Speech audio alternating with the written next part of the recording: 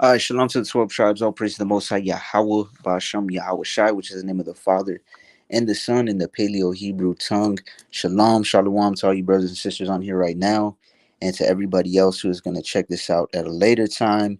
So, this lesson is going to be called Wine, Women, Men, and in parentheses it says Kings. Which is the strongest? I posted earlier on my Instagram, which is the strongest, and I know a lot of brothers and sisters were already giving different answers as to which one they believe is strongest. So we're gonna let the scriptures speak on this matter. Church Yahweh Shem Yahweh Shai 12, Brother Danya Allah, Shalom, Yahweh Shem Yahweh Shai Barakatah. Kingdom Minded 144K, Shalom. Shalom, have you seen this crazy stuff going on right now with the elder that passed and brothers bad mouthing him? Now it turns out it was a lie. He's alive. To be honest, I think I saw a few brothers post about it maybe last week. Let me get a scripture real quick and then we'll get into the lesson. So yeah, this is Proverbs 19 and 9. Proverbs 19 and 9. It says, "A false witness shall not be unpunished, and he that speaketh lies shall perish." So I know I saw maybe two, maybe three brothers post about that elder passing away. But like the scriptures say, a false witness is not going to be unpunished. He that speaks lies will perish. Actually, let me get Luke 12 and 2 as well. This is Luke chapter 12 and verse 2. "For there is nothing covered that shall not be revealed, neither hid that shall not be known." Right? So I don't know too much about the elder. I know a few things about his doctrine or whatever that I didn't agree with in the past. Whether the Most High has him alive or passed away, like it says in First Samuel, the second chapter, Yahweh killeth and Yahweh maketh alive. He brings down to the grave and he lifts up. So it's all up to the Most High when it's any of our time to go. Right? But that's a little bit off topic. So we're gonna start in First Ezra's chapter 3 and verse 1. Right? And the it's funny because I saw at least a handful of brothers and sisters posting about what's his name, Andrew Tate, talking about how women are the strongest. I don't know what, and it was just all through the spirit that I had planned to do this lesson not too long ago, showing that in a sense it can be true, but we know that one thing prevails more than women's strength, right? So we're going to start in First Ezra's chapter 3 and verse 1. It says, "Now when Darius reigned, he made a great feast unto all his subjects and to all his household, and unto all the princes of Media and Persia, and to all the governors and captains and lieutenants that were under him from India unto Ethiopia, of 127 provinces." So, if you know anything about the Medes and the Persians, just like in the book of Esther, which me and the brother y'all are gonna do a lesson on it tomorrow because we'll be observing Purim tomorrow. um, when a new king would come into rule, this is what they would do, right? They would party, they would have a feast for everybody, all their subjects, all their captains, governors, etc. Right? Warrior's dream, shalom, blessings to you as well. Living in the truth of Yahweh Shai, Yahweh Bashem, Yahweh Shai Brakatah. So King Darius began to reign over the Medes and the Persians in the captivity of Media and Persia. Right, verse 3. "And when they had eaten and drunken, and being satisfied were gone home, then Darius the king went into his bedchamber and slept, and soon after awaked. Then three young men that were of the guard that kept the king's body spake one to another, Let every one of us speak a sentence.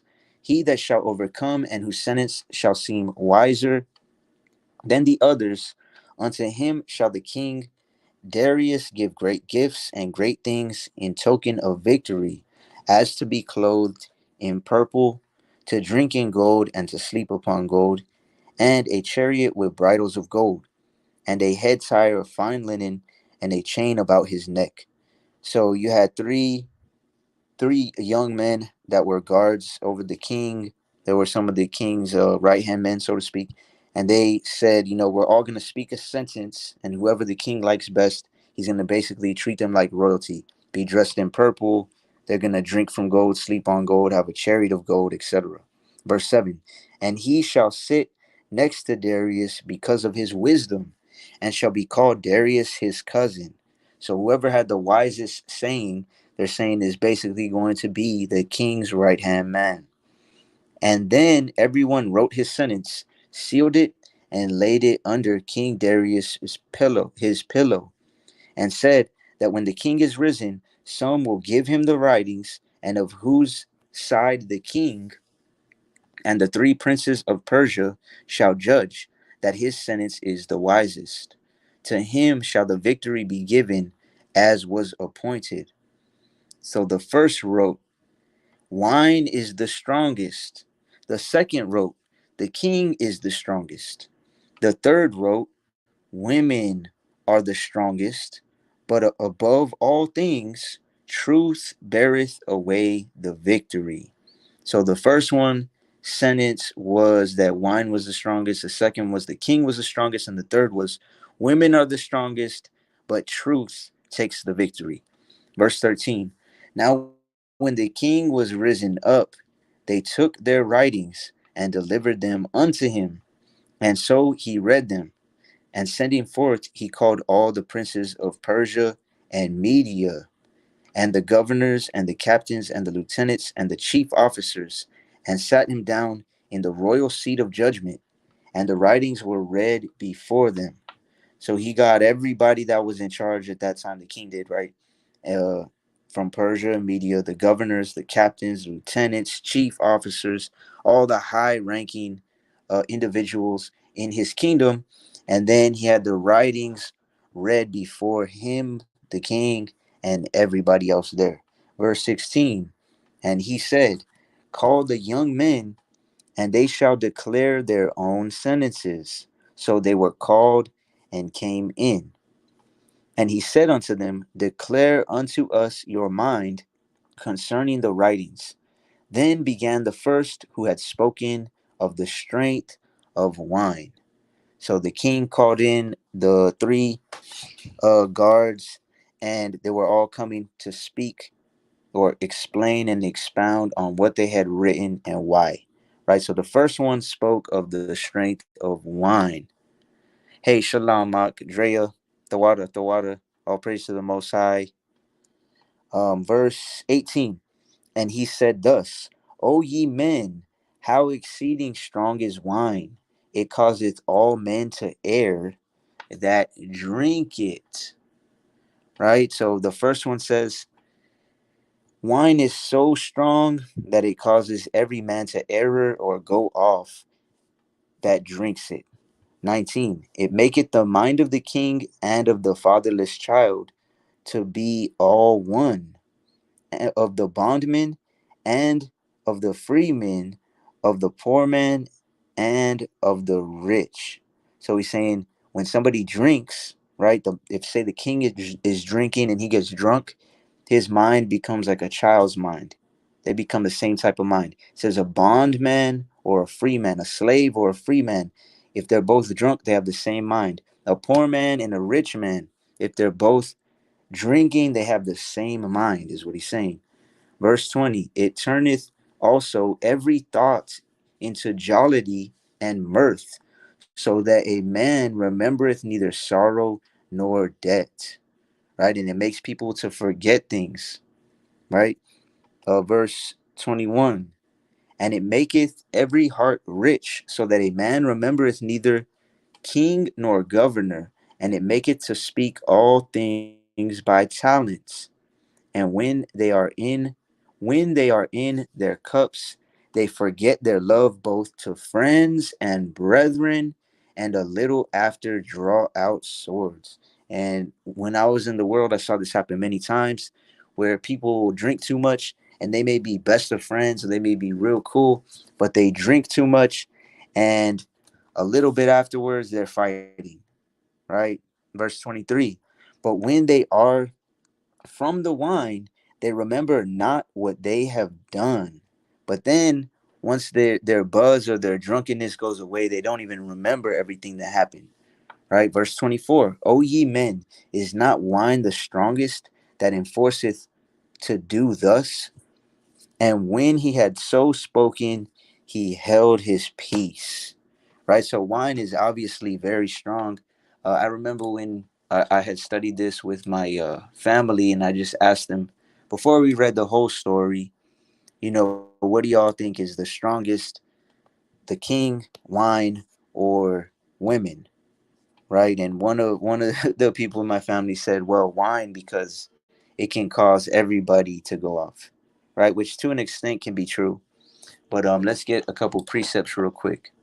So this is Sirach, or Ecclesiasticus, chapter 31.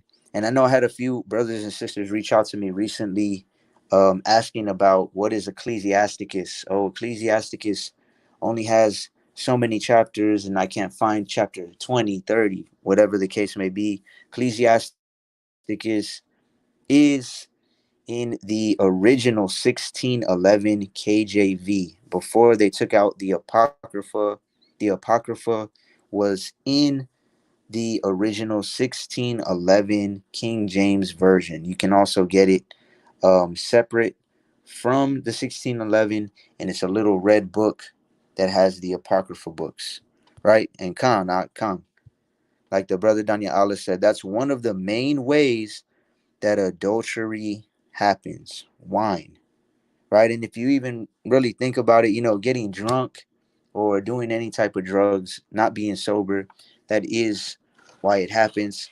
And you know how they say that you can get drunk with lust as well, but it definitely happens when people are drinking, right? So this is Sirach chapter 31 and verse 25.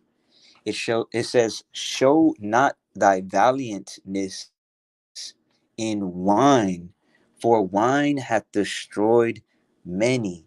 So it's saying don't try to be valiant when it comes to drinking, because that has destroyed many people. And I know, again, when I was in the world, you go to parties or hangouts or whatever you want to call them, and there's always at least a few people that are trying to see who can drink the most, right? They're trying to show their valiantness in wine, and they end up, back in my day where I live, it's or where I grew up is the southest of the whole United States. The border is literally right there. People come up missing, people end up getting robbed. Crazy stuff can happen to people at parties, and I saw and heard of many different things, and a lot of times it has to do with that valiantness and wine, right? I remember one time I got invited to go to a party, and my ribs brother, I used to go out and drink with him and party and stuff like that. When I first met my rib, and we weren't even in the truth or anything. And long story short, he invited me to a party one time, and I was like, bro, that's like the worst neighborhood in the city that he was going to. I'm not going. Long story short, he ended up playing beer pong. He was beating some people, being prideful, and he ended up getting his jaw broken. He ended up in the hospital. He ended up even dying in the ambulance once, or I believe maybe even twice. And I always remember that the Most High definitely had mercy on me, because I was always his beer pong partner, and we were always beating people, right? And I knew the Most High put the spirit on me to not go to that party, even though I wasn't in the truth, right? The brother said, Khan, all kinds of fornication too. There's stories of Jake sleeping with transgender men who he thought was a woman, or just laying with a overweight woman that looked good to him in the moment. Khan, and I've heard of I've heard of many people that's happened to as well, even blood family members that's happened to, and they're known for that. People don't let you forget about stuff like that, right? I remember one of my coaches, my first jujitsu coach, he went to Thailand to study Muay Thai for almost a year. And when he came back, one of the things he said was that they have so many prostitutes everywhere in Thailand, right? If you actually look it up, it's one of the most prevalent, or one of the countries that has the most prostitution, right? Is really prevalent. It's everywhere. And but the thing is, he was like, yeah, man, it's crazy though, because his guide, or the guy that would, you know, go with him and show him places around, the one that helped him rent like a little moped and everything, he was like, yeah, man, never get with them, because the majority of them are transgender, right? And a lot of people couldn't even tell, right? So if you can't tell when you're sober, imagine when you're at the wine, when you're trying to be valiant at the wine and drinking too much, right? And that's why it says, for wine hath destroyed many. Khan, warriors dream, said them beer goggles. Khan, beer goggles for sure, right? So this is Sirach 31:25. Show not thy valiantness in wine, for wine hath destroyed many. 26.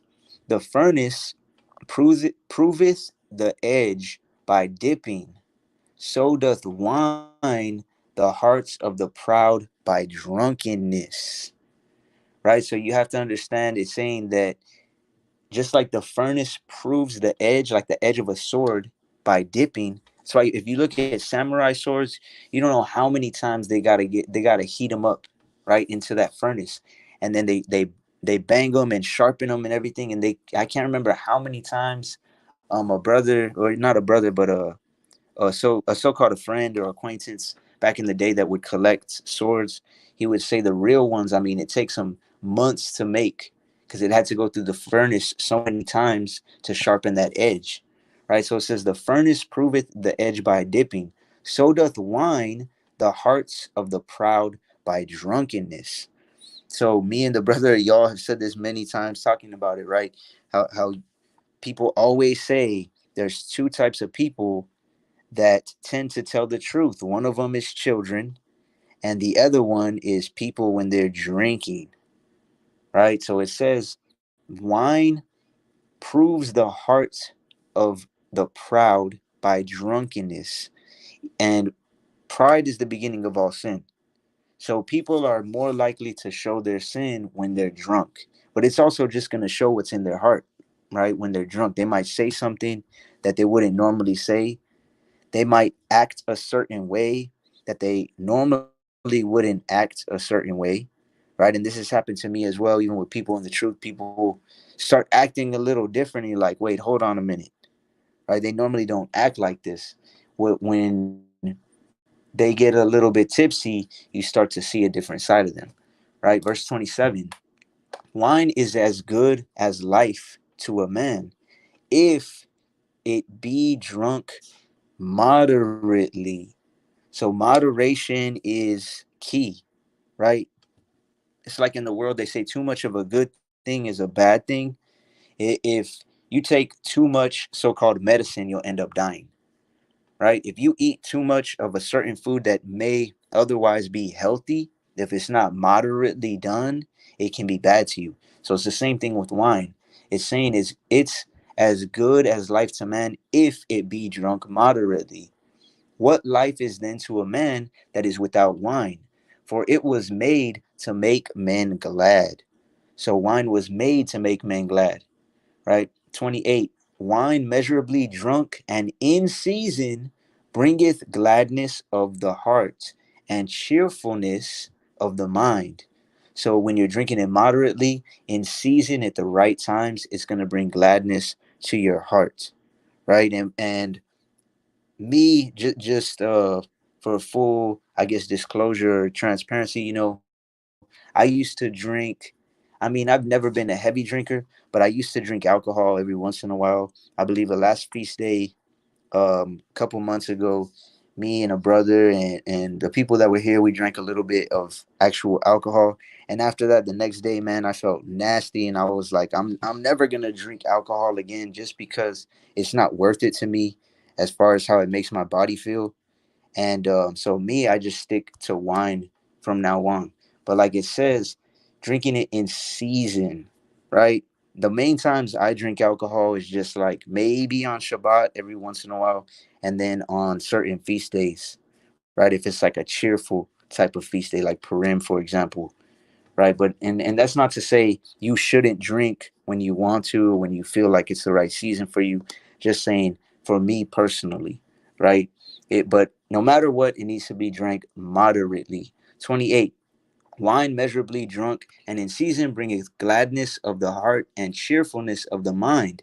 But wine drunken with excess maketh bitterness of the mind with brawling and quarreling. And I know there was certain people, cousins and acquaintances I had back then that I knew, okay, I'm not drinking with this dude. It's going to end up in a fight. It's going to end up in an argument. Females as well, right? 30, drunkenness increaseth the rage of a fool till he offend. It diminisheth strength and maketh wounds. Right? So foolish people, when they increase in their drunkenness, that it from my personal experience back in the days, it was foolish people. People that weren't smart in the world, weren't smart in the word, were the ones that ended up drinking too much, going into rages, brawling, quarreling, etc. It says it diminisheth strength and maketh wounds. And I know a lot of people that they get drunk and they get them beer muscles, right? They get in that machismo spirit, is what they call it down here, and it would make wounds for them. It diminished their strength. They think they're all tough and can fight, and end up getting knocked out or seriously hurt. Right, verse 31. Rebuke not thy neighbor at the wine, and despise him not in his mirth. Give him no despiteful words, and press not upon him with urging him to drink. So this one is really important, right? It says, don't rebuke your neighbor at the wine. When someone's drinking, you shouldn't use despiteful words, because it's going to end up, you're basically asking for problems. You're asking for a brawl, for quarreling, etc. Right? And then it also says, press not upon him with urging him to drink. So there's this precept, and then actually, what is it in Habakkuk 2 and 15. So I'm gonna get that real quick. So me and the brother y'all, and I was telling the sister the other day too. There's literally precepts for almost everything, right? And this is one of them. It says, "Press not upon him with urging him to drink." A lot of people do this. I know people have done this to me many times in the past, and when I was not in the truth, I'm not gonna lie, I would give in sometimes when they're urging you to drink. Come on, let's drink. Come on, you don't even really want to, and you keep drinking, right? That's not something we're supposed to do according to the scriptures, right? And this is Habakkuk 2 and 15. It says, woe unto him that giveth his neighbor drink, that puttest thy bottle to him, and makest him drunken also, that thou mayest look on their nakedness. Right? So I know a lot of people back in the day, or a lot of dudes especially, but even some females back in the day that would do this, right? It says, woe unto him that giveth his neighbor drink, that puttest thy bottle to him, and makest him drunken also, that thou mayest look on their nakedness. A lot of people try to get you drunk so they can look upon your nakedness. In other words, so that they could sleep with you, right? And I've seen many people in the past do this, and I've even seen it happen to a man before, right? And then, like the brother said earlier, laying with the overweight woman that looked good to him in the moment, right? She probably got him drunk so she could be able to do that. But you know what? A lot of brothers, going into the more spiritual aspect of wine, right? Let me actually get Revelation 14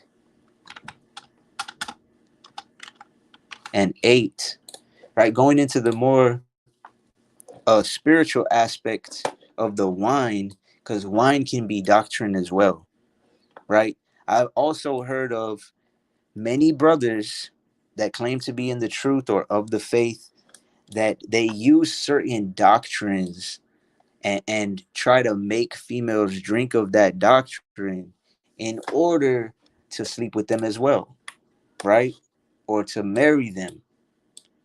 It's like the brother Humble for Yah had said in one of his songs. It's called Second Ezra's, I believe. He said, "Stop using precepts to control her." Right? That's what a lot of brothers do. They try to use certain doctrines and push fear and things of that nature on women, like it says in Habakkuk 2:15. So this is Revelation 14:8. And there followed another angel saying, Babylon is fallen, that great city, because she made all nations drink of the wine of the wrath of her fornication. So there's a lot of people, and notice it says all nations have drank of the wine of Babylon, right? The wine of fornication, spiritual fornication, physical fornication. Verse 9, and the third angel followed them, saying with a loud voice, if any man worship the beast in his image, and receive his mark in his forehead or in his hand, the same shall drink of the wine of the wrath of the Most High, which is poured out without mixture into the cup of his indignation, and he shall be tormented with fire and brimstone in the presence of the holy angels and in the presence of the Lamb. Right? So, drinking of the wine of Babylon or any other false doctrine, that wine of fornication is only going to lead to your destruction, right? Which is going to bring us to the second in First Ezra chapter 4, the second that spoke to the king, right? The second one spoke, and let's see what he said. This is First Ezra's chapter 4 and verse 1. Then the second that had spoken of the strength of the king began to say, so the second one had spoke of a king, right? Or certain men in positions of power, saying that they're the strongest. It says, O ye men, do not men excel in strength that bear rule over sea and land and all things in them? But yet the king is more mighty, for he is Lord of all these things, and hath dominion over them. And whatsoever he commandeth them, they do. If he bid them make war, the one against the other, they do it. If he send them out against the enemies, they go and break down mountains, walls, and towers. They slay and are slain, and transgress not the king's commandment. If they get the victory, they bring all to the king, as well the spoil as all things else. So the second one who spoke said, aren't men, don't men excel in strength more than wine? Right? He said they rule over the sea, they rule over land, they rule over all things, but the king is more mighty than men. Right? So he's speaking this to the king, so kind of sucking up to the king. You could picture it, right? And he's saying men are more mighty, but the king is more mighty because he has control over all men. If he commands them to do something, they'll do it. If he commands them to kill people, they'll kill people. If he sends them out against enemies, they'll go against enemies. They'll go tear down towers, walls, cities. They'll kill, they'll even be killed for the king, right? Verse 6. Likewise, for those that are no soldiers and have not to do with wars, but use husbandry, when they have reaped again that which they had sown, they bring it to the king and compel one another to pay tribute unto the king. And yet he is but one man. If he command to kill, they kill. If he command to spare, they spare. If he command to smite, they smite. If he command to make desolate, they make desolate. If he command to build, they build. If he command to cut down, they cut down. If he command to plant, they plant. So all his people and his armies obey him. Furthermore, he lieth down, he eateth and drinketh and taketh his rest. And these keep watch round about him, neither may any one depart and do his own business, neither disobey they him in anything. So basically, again, just saying, even people that don't go to war, if they grow food, no matter what, they're going to give some to the king to pay tribute, right? But if they do go to war, they'll kill for the king, whatever they have to do. So saying that the king is the strongest, right?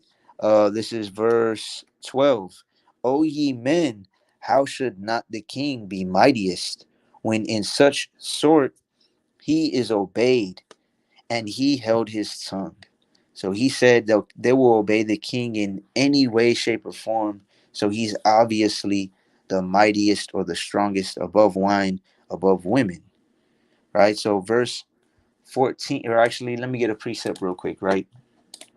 So a lot of brothers and sisters, I don't know how many of y'all that are on here now or see this later, follow me on Instagram. I know a few brothers and sisters have said they don't have Instagram, but I had made a post yesterday, I believe, just basically saying that one of the biggest problems in the faith or in Israel is that a lot of people will just believe certain doctrines or even do certain things just because their elder or their congregation or their camp or their church or whatever you want to call it say that that's what they should be doing or that that's what is true, right? They see that elder or camp member or congregation somewhat as the king, right?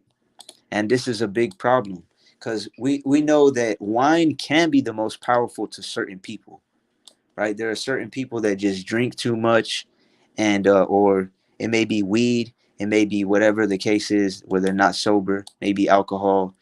And then we also know that kings or men are more powerful to certain people.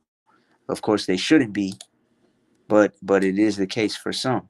So this is Jeremiah 17:5 pertaining to that.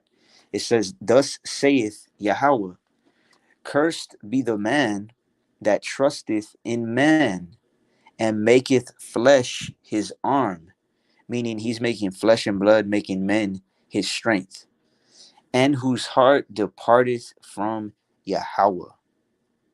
Right? And certain people that trust in men, their heart, their mind really departs from the Most High.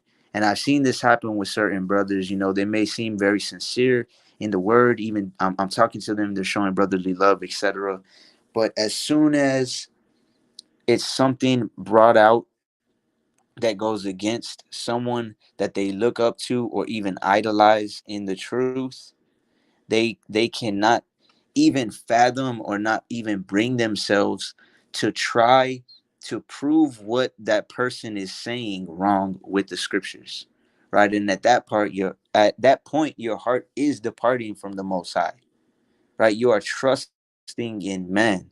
And as it says in Jeremiah 17:5, cursed be the man that trusteth in man and maketh flesh his arm, and whose heart departeth from Yahweh. Right? I'm just going to get a couple more precepts on this and then we'll keep reading in First Ezra's. This is Psalm 118 and verse 8. "It is better to trust in Yahweh than to put confidence in man." 9. "It is better to trust in Yahweh than to put confidence in princes." Right? And Yasharal or Yasharala means prince of the power or prince of God, right? Yashar Allah, Yashar Allah. Allah actually means God in the Hebrew and in the what is it, Aramaic, I believe as well. So when it says you should not put your confidence in princes, can also mean those Israelites that are under the Most High or claim to be under the Most High, right? But either way, it is better to put your trust in Yahweh than to put confidence in man, which is why we always have to prove all things, which is why we also have to, Romans 3 and 4, let Yahweh be true and every man a liar. And you have to always prove what people are saying right or wrong, or strive to do so, right? You don't just take someone's word for it and run with it and base your whole doctrine or your whole salvation on it, right? Juniya Yeru Shalom. So this is Psalm 146 and 3. Put not your trust in princes, nor in the Son of Man, in whom there is no help. His breath goeth forth, he returneth to his earth. In that very day, his thoughts perish. So, a lot of people that we put trust in, or I know personally, speaking from my own personal experience in the past, that I put my trust into coming into this truth, 1, 2, 3 years even into the truth. And then it's like, wait, this actually what they're saying is vain. It perishes, right? It's not according to the scriptures. I'm gonna get one more scripture. This is Isaiah 2 and 22. Cease ye from man, whose breath is in his nostrils, for wherein is he to be accounted of? Right? The all of the works that you do that aren't according to the true doctrine of the Most High, it's accounted as spittle. It's accounted as nothing. It's accounted as vanity, right? And a lot of these doctrines, or a lot of doctrines that are taught by certain people, by certain churches, by certain congregations, camps, etc., even sisters, I've seen sisters trying to teach, which totally against the scriptures, is vanity, and we have to cease from it, because it's all going to be accounted as vanity and as wickedness in reality, right? So let's go back to First Ezra's chapter 4 and verse 13. Then the third, who had spoken of women and of the truth, this was Zorobabel, began to speak. O ye men, it is not the great king, nor the multitude of men, neither is it wine that excelleth. Who is it then that ruleth them, or hath the lordship over them? Are they not women? So the third one comes out, right? And he says, men aren't the strongest. The king isn't the strongest. Wine isn't the strongest. So wine isn't the one that excels above them. So he says, who is it that rules over them? Right? Who has lordship over them? Is it not women? Verse 15. Women have borne the king and all the people that bear rule by sea and land. Even of thee came they, and they nourished them up that planted the vineyards from whence the wine cometh. So he said, all of you and everybody was born of women. He also said, those that planted the vineyards, which is where the grapes and the wine come from, every person that did that also came from women, right? Trying to prove that the king's not the strongest, men's not the strongest, wine is not the strongest. 18. Yea, and if men have gathered together gold and silver, or any other goodly thing, do they not love a woman, which is comely in favor and beauty? And letting all those things go, do they not gape, and even with open mouth fix their eyes fast on her? And have not all men more desire unto her than unto silver or gold, or any goodly thing whatsoever? Right? So he said, all of y'all, if y'all got gold and silver or any other good thing, wouldn't you love a woman more than that, which is comely and beautiful? And he said, you would let all those things go, and wouldn't you be gaping, right, with your mouth wide open and your eyes locked onto her? Right? And it says, have not all men more desire unto her than silver silver and gold or anything, right? And the majority of men in the world of heterosexual men, that's how they live, right? They're looking at women with their mouths wide open. They can't stop staring. They can't stop lusting after women. Even some brothers that claim to be Israel and things of that nature, right? So it says, a man, verse 20, a man leaveth his own father that brought him up, and his own country, and cleaveth unto his wife. He sticks not to spend his life. He sticks not to spend his life with his wife, and remembereth neither father nor mother nor country. So he's saying a man will leave everything he's ever known, right? His country, his mom, his dad, to be with his wife, to spend his life with his wife. 22. By this also you must know that women have dominion over you. Do ye not labor and toil and give and bring all to the woman? Yea, a man taketh his sword and goeth his way to rob and to steal, to sail upon the sea and upon rivers, and looketh upon a lion and goeth in the darkness.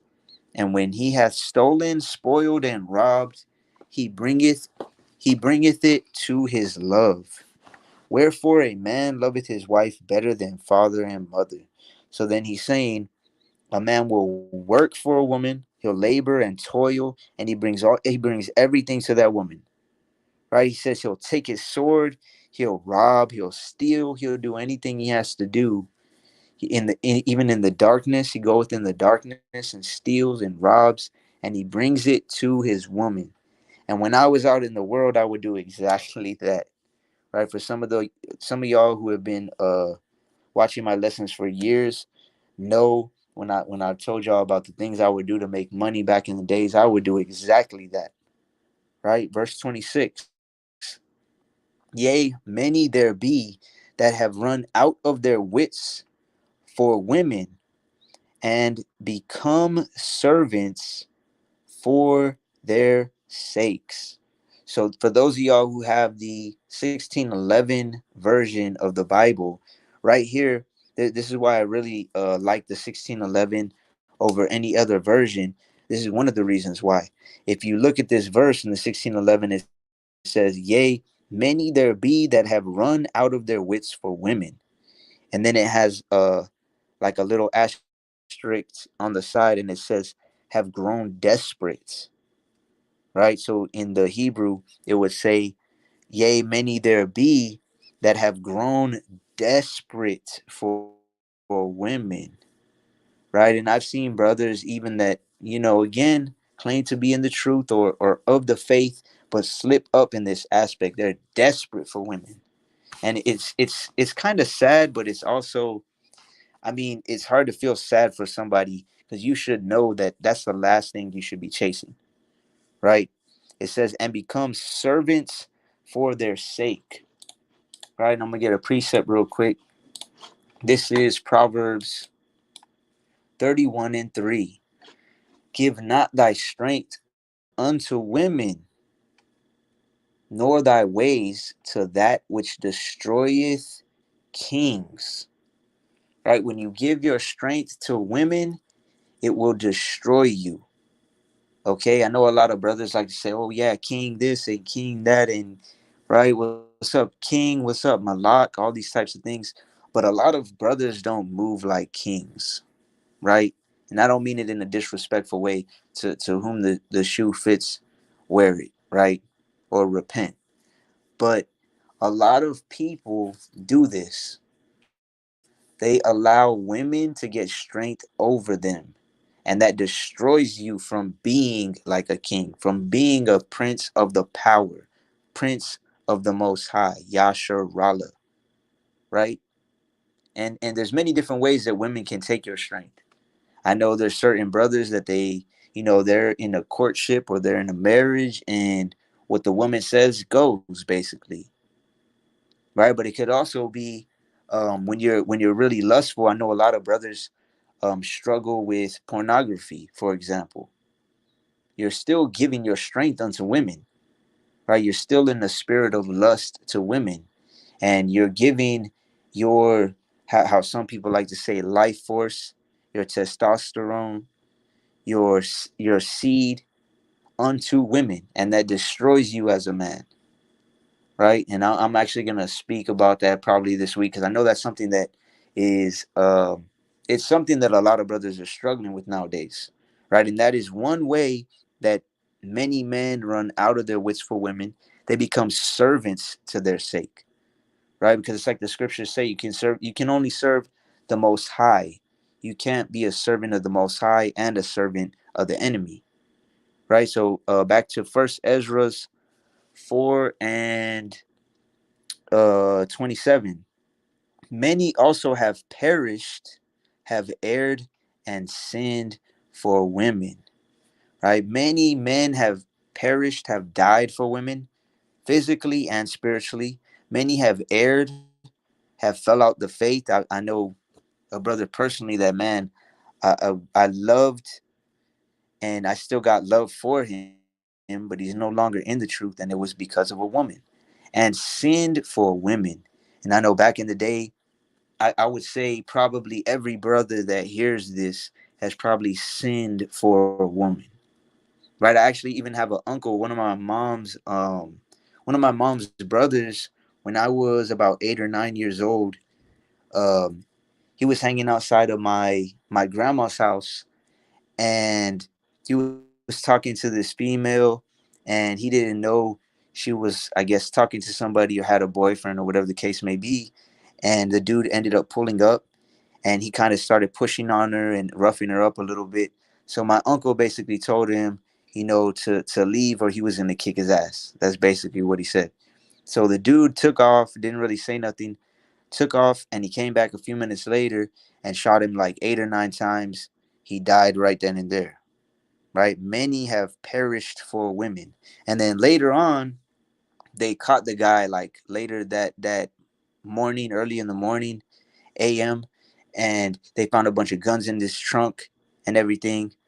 And turns out he was a hitman for one of the cartels down here, right? And it all stemmed from a woman, right? And that's just one example, but there's many brothers that spiritually are dying for women, right? The brother Kingdom Minded, I hope this is not off topic. Can you do a video on how to court in the truth and out of the truth?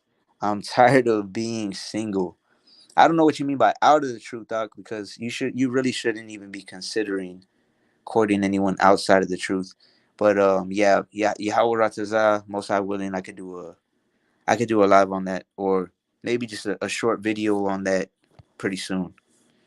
Right. So back to, this is First Ezra's chapter 4 and verse. I'm gonna read 26, 27, and keep going. Yea, many there be that have run out of their wits for women, and become servants for their sakes. Many also have perished, have erred, and sinned for women. Right, and I'm gonna get one more precept on that actually, and then I'll keep going. So I've done multiple lives on or lessons on King Solomon, on First Kings chapter 3, how it talks about he was the wisest man to walk the earth, wisest king besides our Messiah Yahushua, of course, and things of that nature pertaining to Solomon. Right. So this is Nehemiah chapter 13 and verse 26. It says, "Did not Solomon, king of Israel, sin by these things? Yet among many nations was there no king like him, who was beloved of his God, and the Most High made him king over all Israel. Nevertheless, even him did outlandish women cause to sin." So this is something I tell brothers all the time, and I'm glad that you posted that question, Kingdom Minded 144, because that's the perfect example, right? You said how to court in the truth and out of the truth. I would never even consider courting somebody outside of the truth, and I highly um, exhort you not to as well, or any brothers, because if King Solomon, who was the wisest king, right, besides Yahushua again, if he was the wisest one, right, who was beloved of the Most High, and women caused him to sin, then none of us are safe from that, right? Which is why the Most High says to be set apart. He says two can't walk together except they be agreed.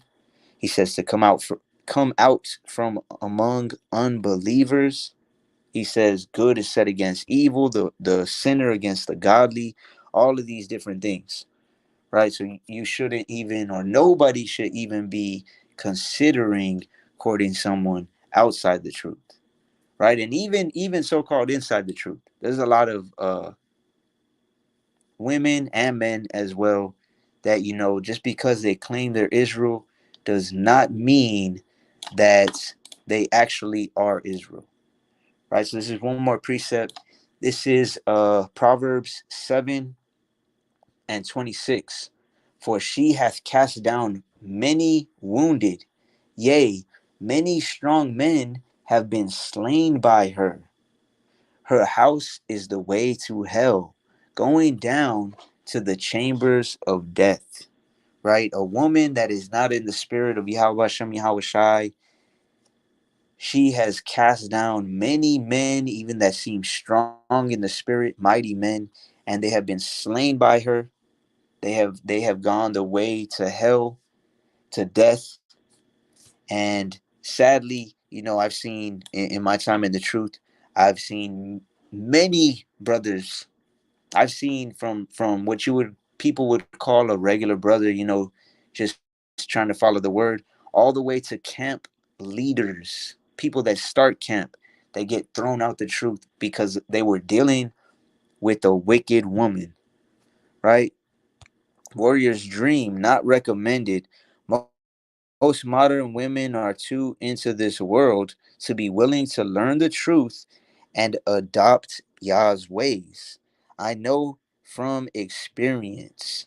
Calm. I know from experience as well. Even trying to like I've been in the truth or been keeping Sabbath and all these types of things, trying to keep the law, statutes, and commandments for about 6 years. And in that period of time, there has only been two women that I have even considered courting. Okay. And they both were claiming to be in the truth. And there are certain things that they just were not willing to learn and to unlearn. And it all comes down to a Western mindset. If I could break it down into one category, a westernized mind, like the brother said, modern women, that's a huge problem, right? But let's go back to First Ezra's chapter 4. It says, this is verse 28. And now do ye not believe me? Is not the king great in his power? Do not all regions fear to touch him? Yet did I see him and Apame, the king's concubine, the daughter of the admirable Bardicus, sitting at the right hand of the king. So he's saying, this is one of my favorite parts of the story, right? He's saying Zorobabel was saying that everybody's afraid of the king. He has great power, right? But I saw one of his concubines sitting at his right hand. Verse 30. And taking the crown from the king's head and setting it upon her own head, she also struck the king with her left hand. And yet, for all this, the king gaped and gazed upon her with open mouth. If she laughed upon him, he laughed also. But if she took any displeasure at him, the king was fain to flatter, that she might be reconciled to him again. So now, Zorobabel, so imagine this, right? Everyone's going before the king. One of them says, the wine is the strongest. One of them says, oh, men are strong, but the king is stronger than all men. So you, king, you're the strongest, right? Now, when the third one comes up, he says, well, the king is very strong, but I saw one of his concubines sitting next to him. She took the crown off his head, put put it on her own head, and she even slapped around the king a little bit with her left hand. And the king was still gaping, meaning he was looking at her with his mouth open, and gazed upon her with open mouth. If she laughed, he laughed. If she took displeasure, the king was trying to flatter her so she could be friends with him or be cool with him again. Right? So he's just showing how powerful women are. If the woman can even, no one else will be able to strike the king without being put to death. But a woman, just because of her beauty, is able to do this. Right? Verse 32. O ye men, how can it be but women should be strong, seeing they do thus? So, again, like I said before, for some people, wine is the strongest, right? Some people that can't stop drinking, right? I've known of people in the truth are trying to walk the straight path, and they just can't put down the alcohol, and they get pulled into many sorrows by that, right? And actually, let me get one more precept on that. This is Sirach, or actually, let me read one more verse, and then I'll get that precept. Right, the brother Kingdom Minded says, "You're the first brother that actually made sense of not dating someone out of the truth, because almost 80% of camps teachers said we can date out of the truth. So I thought you would agree." The Wada.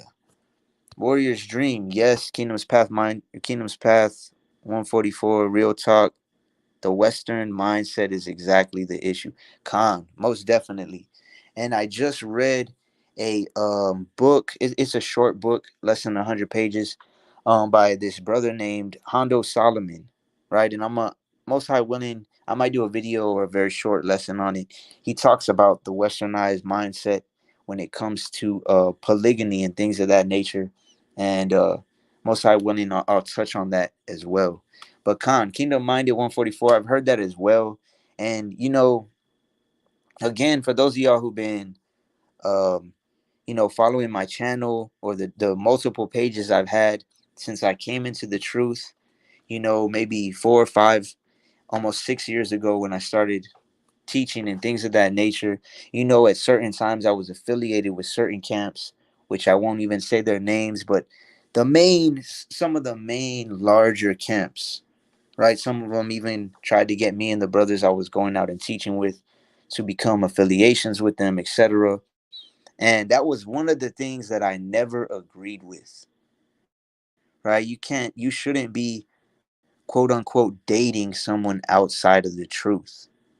There's no, to me, that's just nonsensical. There's no way you can justify that with the scriptures. Some of them will say, well, you never know if you could bring them into the truth as you're dating them. What you're doing is you're being a snake charmer at that point, right? You're being a snake charmer. And like it says in the scriptures, who will pity a snake charmer? No, the Most High is not going to pity you for dealing with someone who's outside of the truth. Okay? Brother, so they say it's no law against it. So here's what I say. One of the most prevalent and repeated laws in the Torah, and one of the most repeated precepts, because outside of the Torah, you know, it's not necessarily a law, it's more of a precept. One of the most repeated things all throughout the word is to be holy. To be holy, you look it up in the Hebrew, it means to be set apart and sanctified. You cannot be set apart when you are dating or courting or even one flesh, because I know for a fact there's so-called brothers that are married to females that aren't even striving to follow the Most High, right? You are one flesh with a woman that is not in the truth, right? That, to me, that is just ridiculous, right? And I'm gonna get one precept real quick, and then I'll keep it moving. So this is First Corinthians chapter 6 and verse 16. What? Know ye not that he which is joined to a harlot is one body? For two, saith he, shall be one flesh.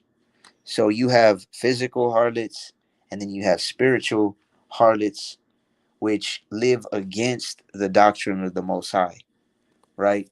And I've known of so-called brothers that are married to these types of women, and even justified it to me, justified it to brothers that I would congregate with, affiliate with, etc. And I can't get down with things that are against the Most High. Let's just put it that way. I know of a few or many brothers actually now that have left congregations for that issue, for brothers saying you can get with prostitutes, for brothers saying, you know, you can smoke weed, you can do all types of madness, right? All types of madness. But anyways, back to First Ezra's chapter 4 and verse 32. It says, "O ye men, how can it be but women should be strong, seeing they do thus?" So he's saying women are stronger if they can do this to the king, then they are obviously stronger than men or than the king. 33. Then the king and the princes looked one upon another. So he began to speak of the truth. So he asked them a question, right? All the men, all the princes, all the counselors, all the governors that were there. He said, "Oh ye men, how can it be but women should be strongest, seeing that they do this?" So all the men that were there started looking at each other, right? Like, man, who's he talking? He's talking, they did that to you. They did it to the king, right? So as he saw this, he began to speak of the truth. It says, "O ye men, are not women strong? Great is the earth, high is the heaven, swift is the sun in his course, for he compasseth the heavens round about, and fetcheth his course again to his own place in one day." Speaking of the sun. "Is he not great that maketh these things? Therefore great is the truth, and stronger than all things." So now he's saying, isn't the sun great? How it goes, it compasses the heavens around in one day. Isn't the earth great? Isn't how high the heavens and the sky is? Isn't that great? So he said, great is he that makes all these things, the Most High, Yahweh, right? Therefore, great is the truth and stronger than all things. And that's the one beautiful thing about the truth. That's something that I catch myself saying all the time to people. You know, you do not have to believe the truth in order for the truth to be true, right? The truth, wisdom from the Most High is always going to be true whether people believe it or not. You may not believe in the Bible, but if you're an Israelite and you go against the Most High, I guarantee you, you're going to get cursed, right? This is Sirach 40 and 20. It says, "Wine and music rejoiceth the heart." So again, going back to wine rejoices your heart, music rejoices your heart. But the love of wisdom is above them both, right? Wisdom is above wine. Wisdom is above women. Wisdom is above the kings of the earth. Wisdom is above me, you, everybody, right? This is this is John 8 and 32. "And ye shall know the truth, and the truth shall make you free." So any brother that has, or I'll use myself as an example, right? I'll use myself as an example. Back in the day, at one point in time, I was never really an alcoholic, even though I had a lot of people in my family that were alcoholics. But I was stuck, or what had power over me was smoking weed. I would always have to be high, right? I'm gonna go hang out with somebody, I'm gonna get high first. I'm just gonna chill at the house, I'm gonna get high first. I'm gonna go train MMA, I'm gonna get high first. I'm gonna go skate or play basketball at the park, I'm gonna get high first and then get high afterwards. If I'm gonna go eat, I'm gonna get high before and then I'm gonna get high afterwards. Right? That's what had power over me. Not so much wine, but it's still the same thing. It's a type of drunkenness, being not sober, right? Then women at one point in time, um, certain women had power over me, right? And then coming into the truth, certain men uh had power over me because they would say something and I'm taking it as the truth, right? Teaching for doctrine the commandments of men. There were certain men that would say that I looked up to in the truth, and if they say something is true according to the word, I wouldn't even question it, right? I wouldn't even think twice. I wouldn't even bat an eye, like they say. But guess what's like Zorobabel said. He said the truth is above all of these things, is stronger than all of these things. Right? He says, therefore, great is the truth and stronger than all things. John 8:32. And ye shall know the truth, and the truth shall make you free.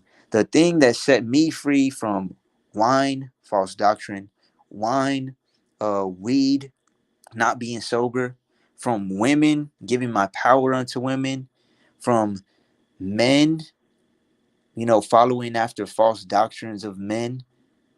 The thing that set me personally free from this was the truth. And that's the only thing that can set you brothers, you sisters free, and that can set anybody free is the truth. And that's why Zorobabel said, therefore great is the truth and stronger than all things.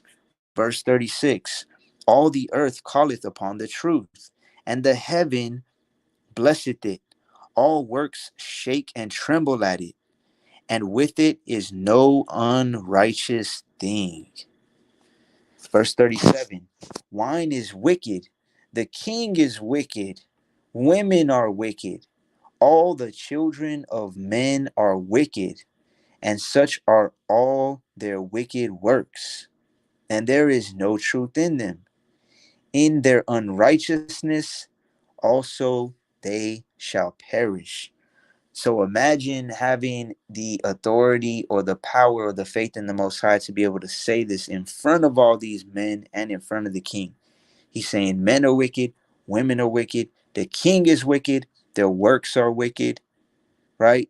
In your unrighteousness, you're gonna die, you're gonna perish, right? The only thing that saves people is the truth. Verse 38, as for the truth, it endureth and is always strong. It liveth and conquereth forevermore. The truth will endure unto the end. You can do nothing against the truth, but for the truth, as the scriptures say, and is always strong. The truth is always strong. When you're moving in truth and in the spirit of the Most High, it's going to give you strength, right? Wisdom increaseth strength, like the scriptures say. It liveth and conquereth forevermore. And the truth will be the truth, whether you like it, believe it, or accept it, follow it, or not, forever, right? Verse 39, with her there is no accepting of persons.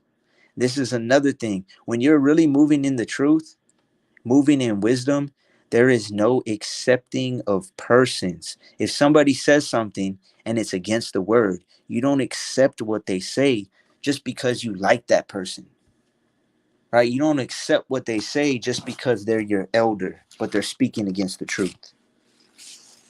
You don't accept what they say just because you're trying to get that female or you're trying to be with that brother, right?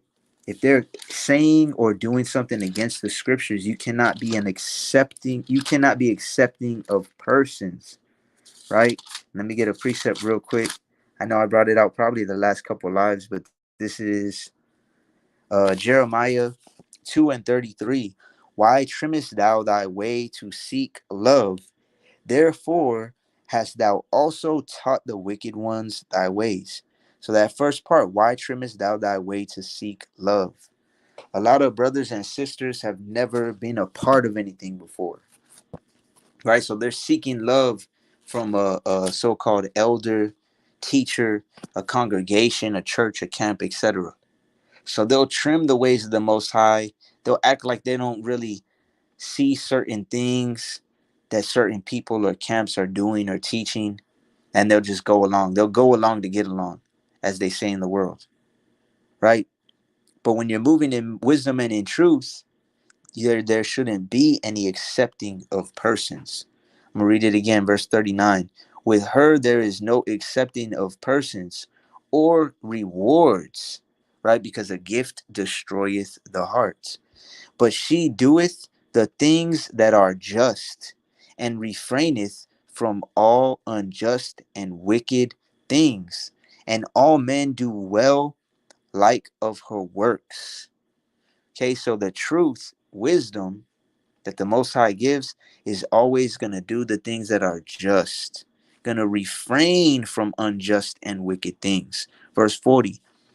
Neither in her judgment is any unrighteousness, and she is the strength, kingdom, power, and majesty of all ages. Blessed be Yahweh of truth. Blessed be the God of truth, is what it says. Who is the God of truth? It's the Most High God of the Bible, Yahweh in the Paleo Hebrew. And his judgment, when it says her, it's talking about wisdom. It's talking about truth. You see all throughout the scriptures, Solomon compares wisdom to a woman, to a comely, beautiful woman, right? Verse 41. And with that, he held his peace, and all the people then shouted and said, great is truth and mighty above all things. So he spoke on the truth. And even when you think about it, he spoke against the king. He spoke against all the men that were there. He spoke against the wine, against women, and all the people shouted and said, the truth is is stronger than all things. Right? So I'm not gonna finish the chapter, but I recommend y'all go ahead and read it. Basically, what happens is that the third one, obviously, is judged the wisest, right? And he gets letters from the king to rebuild Jerusalem because the king asks him what he wants, and he says he wants to rebuild Jerusalem. Then he gives praises to the Most High, um, and shows the other Israelites, his brethren, what he has done, right? But the main point is that truth is the strongest, stronger than wine, than women, than kings. Whether you believe it or follow it or not, that is the truth, right? This is John 17 and 17. Sanctify them through thy truth. Thy word is truth. So, to anybody who's striving to follow the Most High God, to anybody who's been, whether you've been in the truth for a day or you've been in trying to follow the truth for 10 years. I know of elders or brothers been in this thing 20, 25 years since learning of the truth. You always have to remember the word is the truth. You cannot allow a man or a woman or wine or any other type of doctrine to have more power over you than the truth. You get sanctified and cleansed and made holy by the truth. John 17 and 17, one more time. Sanctify them through thy truth. Thy word is truth. This is Psalm 145 and 18. Yahweh is nigh unto all them that call upon him, to all that call upon him in truth. So John 17 says the word is truth. Psalm 145 says Yahweh is close to them that call on him in truth, meaning you're striving to follow the word in truth. And when you call upon him according to that and try to serve him in that, he will be close to you. He'll be nigh unto you, right? This is Proverbs 22 and 22. It says, lying lips are abomination to Yahweh, but they that deal truly are his delight. Right? The Most High has no greater joy than to see his children walking in truth. It also says that in First John, right? This is I'm going to get like two more precepts and then I'm going to go ahead and close it out. This is 2 Timothy 2 and 15. Study to show thyself approved unto Yahweh, a workman that needeth not to be ashamed, rightly dividing the word of truth. So this is a huge problem with a lot of people. You have to study to show yourself approved to Yahweh, right? You have to learn how to rightly divide the word of truth. One type of question that I've gotten many times is something like, okay, well, this verse says this, brother, but then this one says this. Doesn't it contradict itself? The word doesn't contradict itself.